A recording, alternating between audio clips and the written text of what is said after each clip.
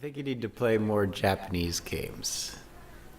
The Japanese games have a marvelous ability to incorporate ancient Japanese lore into the stories.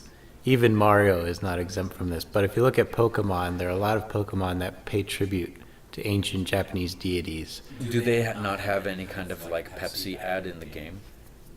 But that's not the goal of the mythology. So, like with Disney, it's all about a name brand. They want to make great, compelling stories because when you tag the Disney sticker onto it, that's another triumph of Disney.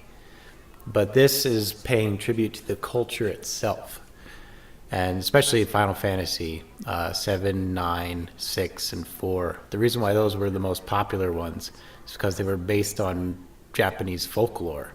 And it's not obvious initially because it's taking place in like futuristic dystopias. But if you just draw the parallels, you can find Japanese stories and lore and mythology in all of them that are, it's almost page by page. They just updated it to fit the modern world to make it, fantastical. Well, and I think you have to remember that a lot of people aren't aware of the mythological basis of a lot of Western fantasy, but it's there.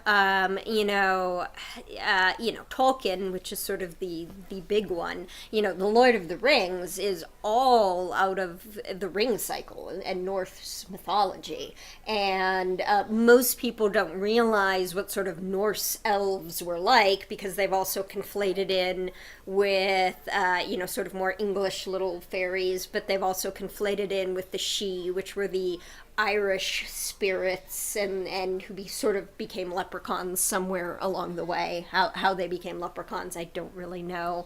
But so we're often just not as aware of the cultural influences that, we pull into all of these things.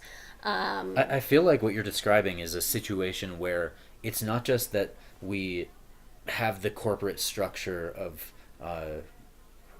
I don't know where they own the rights, the property rights to all the ideas and stuff, that they stop you from telling stories. No, we're going to tell more stories, but we're going to have this aspect of it where our intuition of the history of the ideas is disjoined somehow, that we lose track of how it's woven into that larger framework of storytelling for everyone. Well, and I don't know how much of that is in a sense American, because we have this whole melting pot, which is wonderful and all, but it does mean we're very unaware of what were, say, German myths and what were French myths and, what were British myths. We may know some of it. We tend to know more of the British ones because there's such a strong British influence in our culture from the language.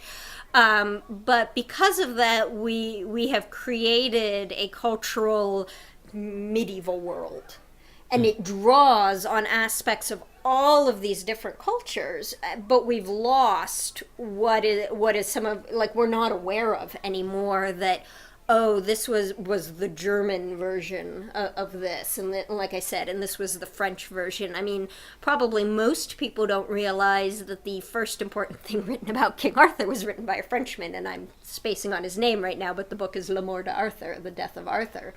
And at least of what we have records of, that's one of the big, and a lot of the Arthurian myths. Now, that's because there's a very close relationship between French and English culture that involves a lot of wars and killing and taking over of one another and stuff like that. But so some of it is we've created this notion of sort of a Western culture, especially in America, and so we've lost track of all of those little pieces that came from here and came from there.